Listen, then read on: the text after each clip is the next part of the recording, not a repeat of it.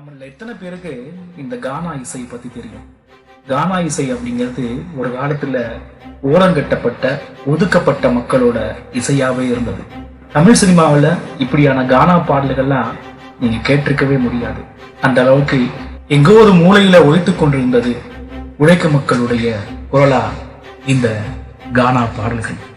அந்த வகையில தன்னோட தனித்துவமான குரலால் மற்றும் ஸ்டைலால ரசிகர்களை கவர்ந்தவர் தான் கானா வினோத். இந்த வீடியோல அவரது இசைப்பயணம், பிரபலமான பாடல்கள் மற்றும் பிக் பாஸ்ல அவரோட தாக்கம், இப்படி அவரை பற்றி நிறைய விஷயங்கள் பேச போறோம். பேசலாமா? கானா வினோத் ஒரு சாதாரண குடும்பத்துல பிறந்தவர். பள்ளி பருவத்திலிருந்தே மேடை நிகழ்ச்சிகளை பாடி தன்னோட திறமைய வளர்த்து கொண்டவர். பல இசைக்குழுக்களோட இணைந்து திருமண நிகழ்வுகளிலும் விழா மேடைகளிலும் பாடினார். இறந்தவங்க வீட்டுக்கும் போய் இறந்தவங்களுக்காகவும் பாட்டு பாடினார். இதுவே அவரை சினிமா துறைக்கு அழைத்து வந்தது. நம்ம கானா வினோத்தோட திரைப்பட பயணம் மெதுவாக ஆனா உறுதியா தொடங்கியது. காகித கப்பல், அட்டி போன்ற படங்களிலும் பாடியிருக்காரு. கெத்து மற்றும் ப்ரூஸ்லி போன்ற திரைப்படங்களுக்கு பாடல் வரிகளும் எழுதியிருக்காரு. ஒரு குச்சி ஒரு குல்ஃபி பாட்டு பட்டி தொட்டி எங்கும் மிட்டடித்தது. இப்பாடலின் அவரது தனித்துவமான ஸ்டைல் பெரும் வரவேற்பை பெற்றது. முட்டை பச்சி பாட்டு, நான் சிரிக்க, இப்படி பல வித்தியாசமான முயற்சிகளை செய்துகிட்டே இருந்தாரு. ஆனா சினிமால அவருக்கு சரியான வாய்ப்போ கிடைக்கவே இல்லை.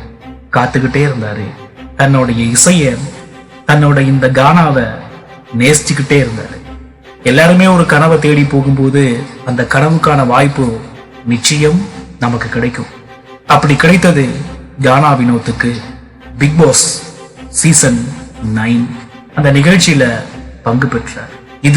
இந்த நிகழ்ச்சி கானா வினோத் அப்படிங்கிறது யார் அப்படிங்கிறது உலகுக்கே தெரிய ஆரம்பிச்சிச்சு. பிக் பாஸ் வீட்டுல அவரோட கானா இசை திறமையால பலரையுமே கவர்ந்தாரு.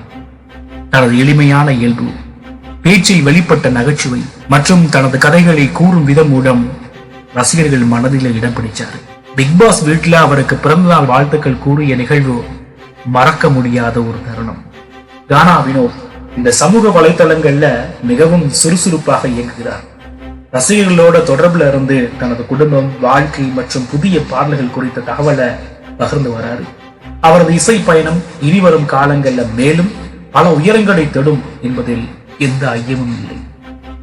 கானா வினோத் வெறும் பாடகர் மட்டும் இல்லைங்க, அவர் கானா இசையின் ஒரு அடையாளமாகவே இருக்கிறார்.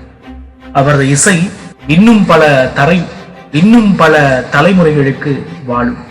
கானா வினோத் ஒரு சாதாரண குடும்பத்திலிருந்து வந்து தன்னோட கானா இசைய, தன்னோட கானாவை உலகம் முழுக்க பாடணும்னு காத்துக்கிட்டு இருந்த ஒருத்தவருக்கு பிக் பாஸ் 9 ஒரு பெரிய வாய்ப்பை கொடுத்திருக்கு.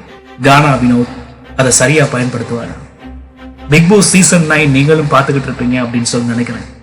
நீங்க சொல்லுங்க, கானா வினோத் உங்களுக்கு பிடிக்குமா, பிடிக்காதா? உங்களோட கருத்துக்களை கமெண்ட்ல சொல்லுங்க. மறக்காம நம்ம யூடியூப் சேனலை சப்ஸ்கிரைப் பண்ணி வைங்க.